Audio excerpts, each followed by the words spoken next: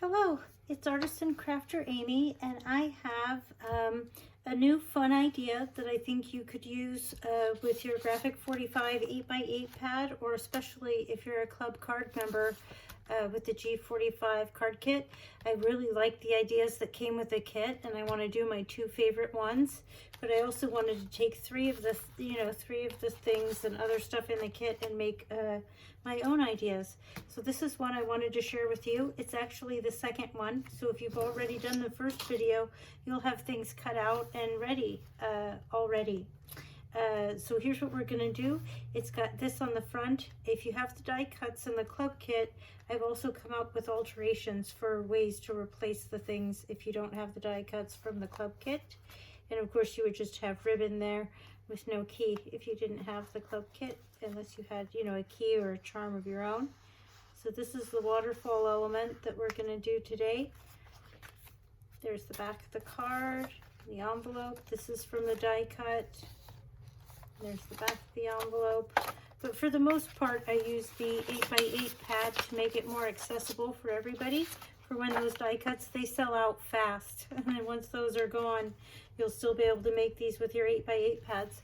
So here is a copy of the instructions. If you can get a snapshot of these, there's a back side.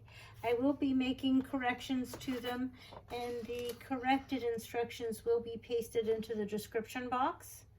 But here's a chance here to capture them. Okay, so there's our sample of what we're going to do. Here's our instructions. Here's, we'll need some white ribbon. I like glue stick, fine tip wet glue, and double-sided tape.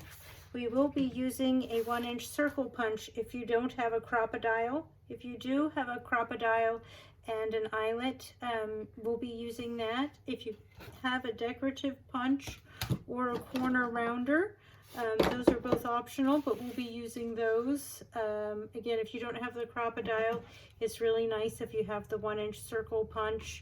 You will need a hole punch, which it looks like I don't have that handy.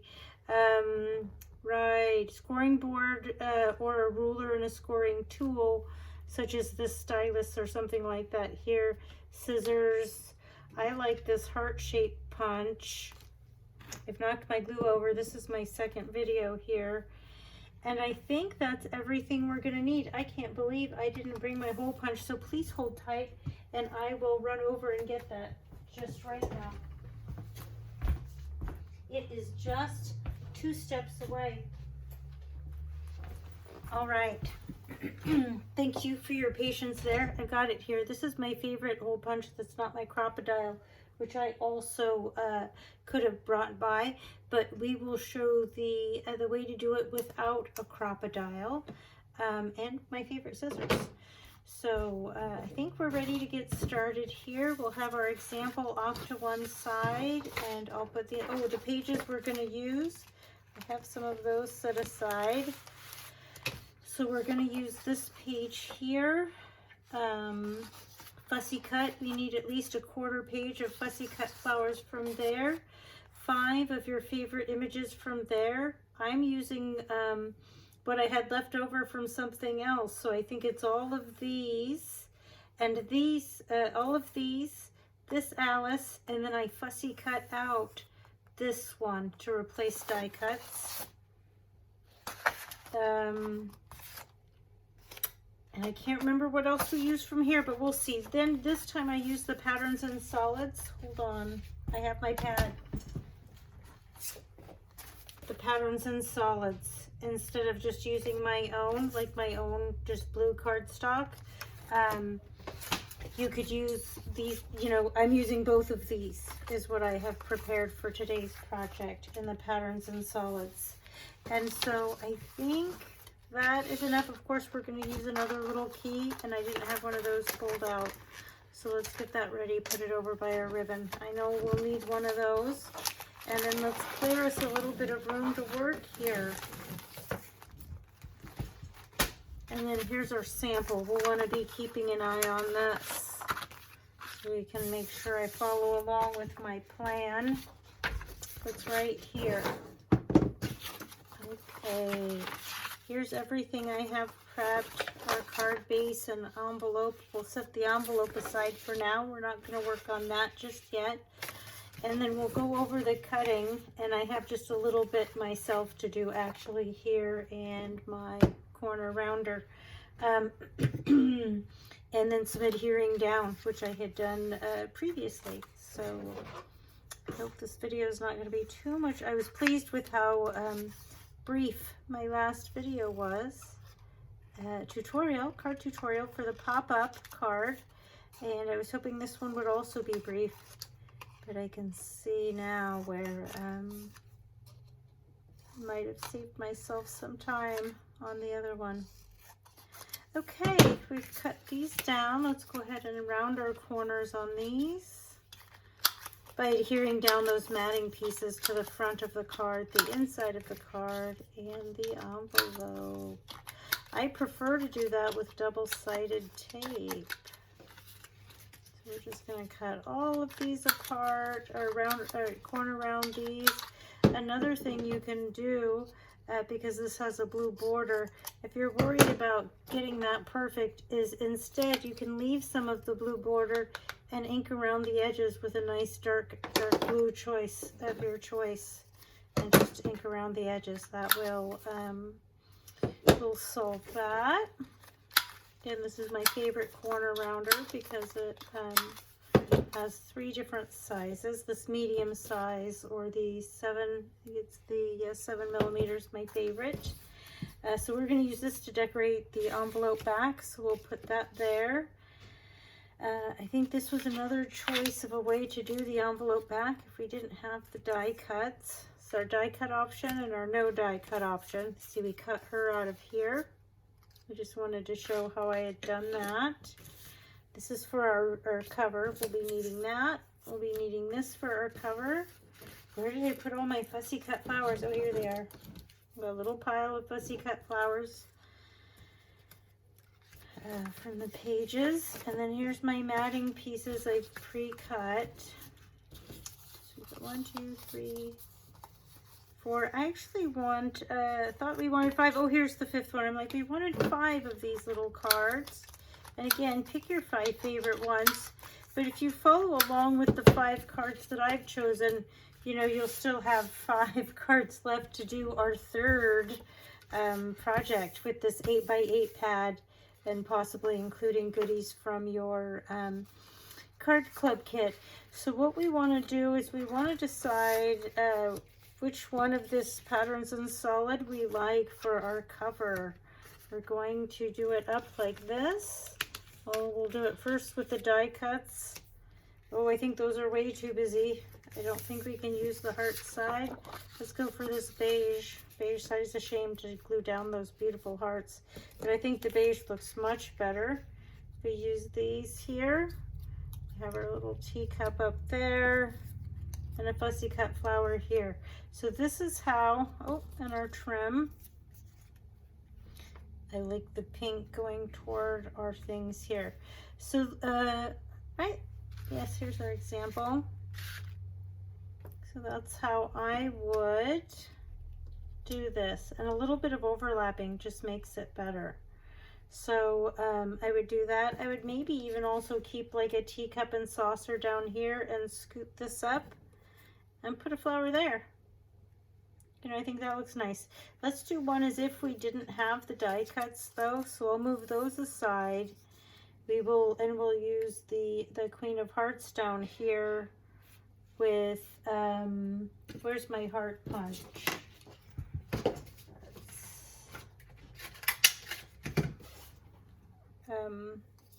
Punch out a little heart from that other paper maybe. Maybe she needs another flower or something down here. She just looks kind of lonesome down there in that bottom. There we go, that bottom corner of the card by herself.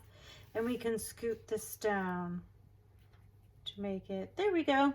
So if you don't have the die cuts, I would space it a little bit differently. Again, if we look at the example, we have that bright blue background that was solid, and let this die cut and that die cut pop. But in this event, we're going to act as if we do not have the die cuts. to copy what I did on the other one, and that maybe we just had the 8x8 because those beautiful die cuts sold out, or we've already made one with the die cuts and we want to make another one. We're all out of those die cuts now. So let's put the queen down first so that we can see how much room we want to take up on the rest of it. Am I on screen? Oh my goodness, I'm not sure. I was very on screen there. I was just adding some glue to the Queen of Hearts here. I added some steam from the coffee when I fuss her, or the tea, when I fussy cut her out. Since this is all about tea, I'm sure it's a steaming cup of tea that she's got there. And then the next thing we want to glue down, if you wanted, you could add some dimension here, but we're going to have quite a bit of bulk from our waterfall element inside. So I chose to keep the cover less dimensional, knowing we were going to have a lot, you know, a lot to fit into our envelope from the back. And then let's go ahead and these fussy cut flowers are also pretty. I don't think it matters which one you choose or which direction you want it to go. And again, if you have a, oh, I do today actually have something here for my lunch I didn't eat. There's a napkin with that. I got so excited filming videos, I didn't eat my lunch, but it'll still be there. It's good cold. All right, so I think we've done a good job. There's our envelope front, the matting section anyway. We could also round the corners or use decorative corners on this matting piece if we wanted. I'm going to use some double-sided, extra strong double-sided tape to adhere this to the cover. Glue is also a great choice for this because it gives you a chance to move it around a little to make sure you get it centered exactly how you want it. You know, really need to get it right on the first try, I think, if you're using the double-sided tape. So here we go. Yeah, I hope this isn't going to take up too much extra time. This was something I had prepared on the other card tutorial. Before these pieces were already adhered down. Here we go. All right, I love the patterns and solids. When you can get those pads, I always say pick them up, and a lot of them go together with other collections. Like if you couldn't get the Tea Party one, but what is it, Ephemera Queen is on sale, really affordable right now, and it has a lot of these same shades and colors in its patterns and solids, and I think would look great with this collection also. So there's our cover. Is all done as if we didn't have the die cuts. And then on the inside, if we want to glue down our matting piece, and we can have another chance to decide how flashy we want to be. I think I like the hearts for this. This is our mechanism, which could go either way. All we're going to see is just the bottom bit because this is going to be covered up by our waterfall. So I think I like it this way. And that's what we're going to glue down. Let's go ahead and look at our sample, see what we have there. We also used a couple flowers and a heart. Let me punch another heart out of some scrap I have handy. So we've got that heart. And then the other thing we're going to want to do on here, I think before we get too much, is round the corners. We're going to want to punch our hole. If you have your crocodile, that's where this comes into place. You use your crocodile to punch your hole. Mine is actually within close reach. Hold on, I'm just going to grab that also. Thank you again for your patience. And my apologies if this makes the video run long, especially if I'm banging the camera when I'm jumping up and down. That would make that unpleasant, wouldn't it? Okay, so we can make it with our crocodile here. I'm going to pick the larger one because I find it easier to get my hands on the eyelets that fit in that size hole. I'm going to grab this little bag of white ones that I picked up at a yard sale. Oh, I found a heart-shaped one. Isn't that sweet? right? Hold on, you'll see in just a second here. It's a heart-shaped one. I'm going to use my Crocodile with the silver dome setting on the bottom. I'm just going to clamp that down. I think that was worth running over to the Crocodile for. Here's the 6 inches of ribbon I recommended that you use. If you're clever enough to get away with less, go ahead and do that. And what we want to do is we want to tie our key to this. So let's poke this, let's poke it through our hole in our mechanism first. Right? I think that's how I did this. Oops. This is how I prefer to tie things on. Makes it easier to remove it later if I change my mind. And then just loop that down and then tie this onto there with a double knot and then cut down the excess. Let's see if we can get into this smaller hole at the top. If you had a wide-eyed needle that could help you get into there, that could be useful. Let's see, I think I'll just do the bigger hole on the key and save myself a little bit of time for my video. But if I'm not going to do this too tight, because I think when the video is over I'll come back and I'll use a wide-eyed needle to get this key on here just a little bit better. So I would double knot it and then just trim the ends that are left as I've done here. What I'm going to do is I'm just going to leave it like that until I can find something to thread through that little hole that I didn't bring with me. And I'm going to update my, oh, bear with me, I'm going to update my tools list to include that large-eyed needle.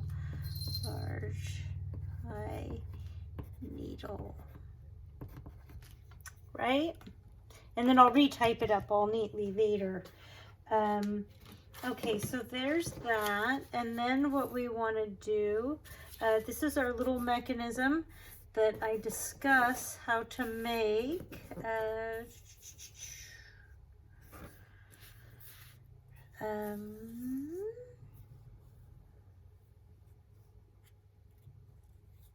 Right, so if you use a 12-inch strip by 1 inch, and you fold it in half and then glue that to make it reinforced, then you score it at 1 3/8 and 4 inches, and you have a piece like this. This is going to be our mechanism, and we're going to add that on. I just wanted to make sure I covered that. It's in the instructions, but this is what it looks like. And then what I like to do is put my cards in the order I want. I think I'm going to start with who's on our cover. Okay, so I'm going to start with Alice first, and then the cat, and then the teapot, and then actually we can go red, blue, red, blue. Look at that, what we got here. So we can go heart, diamond, club, heart, spades. So you know the little symbols. And then the one you want first, if you fold this at your last score line here, that's going to be your top one. And you're going to want to add a little bit of glue to the top of that, or your favorite adhesive. I think glue is good. And then you're going to want to place that not too close to the hinge. If you get it too close to the hinge, your mechanism will not operate smoothly. Also, if it's too close to the bottom of your fold. Then I like to just fold that up and out of the way, and then add the second card in the same manner. This way, I've rounded the corner on these cards. If our base is a little bit wider of our mechanism than our card, that's okay. See, we don't have that extra glue. And again, you want to wipe that extra glue off so it's not sticky. And I do have a little tip to help with that as well. I find some of that just kind of stays tacky and wants to stay stuck together later. And I found a trick to cure that. When we're done here, I'll show you the little trick. If there's any little tackiness left or whatever, you can just take care of that. It works better than waxing. You know, trying to add candle wax. And we're going to add this last 5th one here.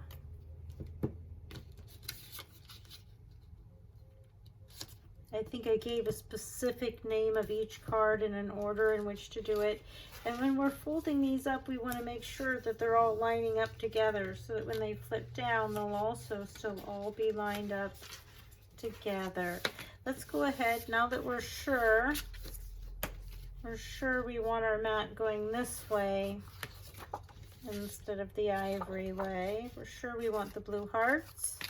We're going to go ahead and adhere that down. I would normally use double-sided tape, but I think this is going to be quite a bit faster. My art glitter glue. So this is a nice heavyweight card blank that we get from G45, and I don't think we're going to have any buckling or problems with our papers here by using the wet glue. Isn't that beautiful? Okay, we're going to want to line this up right here and get our mechanism handy. And what I want is I want some double-sided tape on the center, the long part of this mechanism. We want just really strong. Where did I put it? Yeah, here we go. Oh, that's foam adhesive. I cluttered up my work table here during the video. Oh, here. It's fallen off the desk. That's why I didn't see it. So what we want to do is we're going to, I think we want this blue side out, or we could have the checkered side out. I think I like the blue side out. So on this checkered side, on the inside, we're going to apply some really strong double-sided tape so that we can adhere this mechanism down. This is really the magic, where the magic happens. And we're really on the home stretch. Oh, I don't think we've done anything with the envelope, but we're having fun. I am, at least. I hope you are as well. Okay, so we want that on the inside, and we're going to glue that down to this this blank bit at the bottom of our waterfall mechanism piece. I'm going to glue that down to the bottom there. And if there's any adhesive hanging over the side, we're going to want to peel that up and off. You don't want to leave any extra adhesive hanging over the side there if you've gotten carried away as I had done. There we go. I'm just going to roll that up and off with my finger. And then we want to close this up. Again, this is the part that really makes the magic happen. So we close that up, reinforce that just a little bit more under there. And then we want more of our extra strong double-sided adhesive. Oh! Our dog buddy is excited. There might be turkeys in the yard. There often are this time of year. So we want some extra strong double-sided tape. And what I like to do, oh goodness, is we should have wrapped that around this since we've already attached the key. Goodness gracious. So you want to not glue that shut and attach the double-sided tape until after you've gone around this piece, if you've already attached the key. The other thing is that if we waited to attach the key at the end, then this just slides right through. See? That's why I didn't really think of that sooner. So then what we're going to do is this is going to attach this whole piece inside here. We're going to want to center it up toward the top so we'll have extra room for pulling.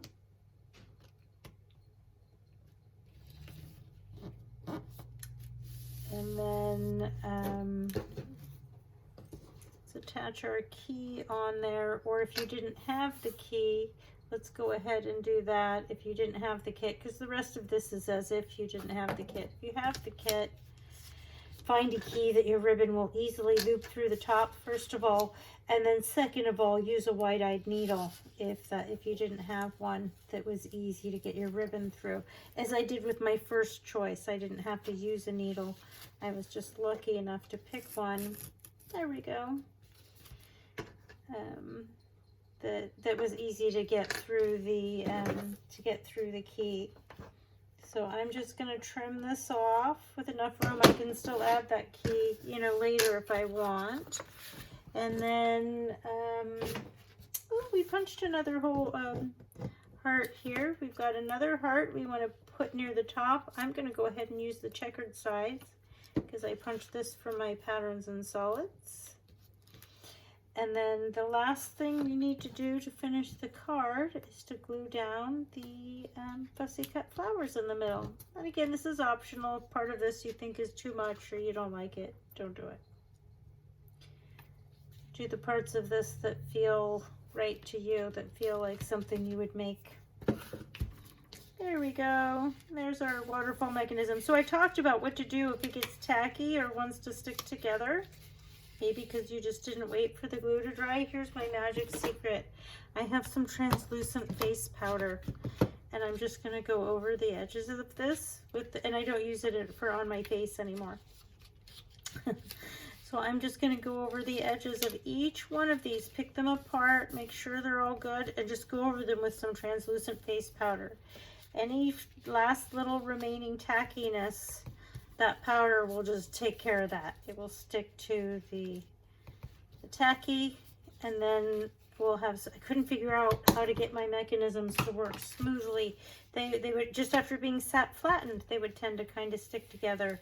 And I find that translucent face powder really does wonders. So there it is. Our mechanism is in the card and fits in there nicely. You could use the key on the bottom.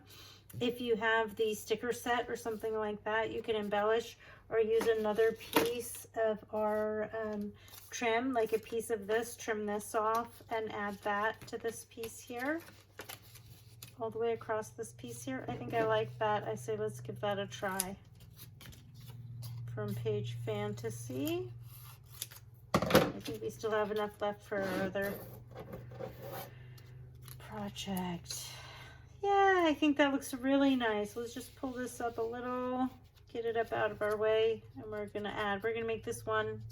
Oh, it looks like that's what I did before, is I used a piece of this trim like this, folded around as our mechanism instead of the contrast paper. There we go. So the card, did we do anything to the card center back? Of course we did. We put another heart there. My heart punch out again. And we'll use the other side. So this one. The little blue hearts, part of the blue hearts. Okay, so there we go. The card is done, as if we did not have die, the die cut set. And then let's get to our envelope here. Here's the envelope that we had for our example.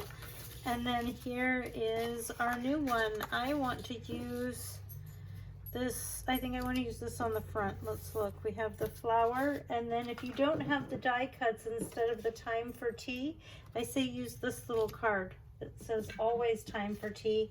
The other thing is when you fussy cut out the Queen of Hearts for the pop-up card tutorial, I fussy cut out this little extra piece that I would have there.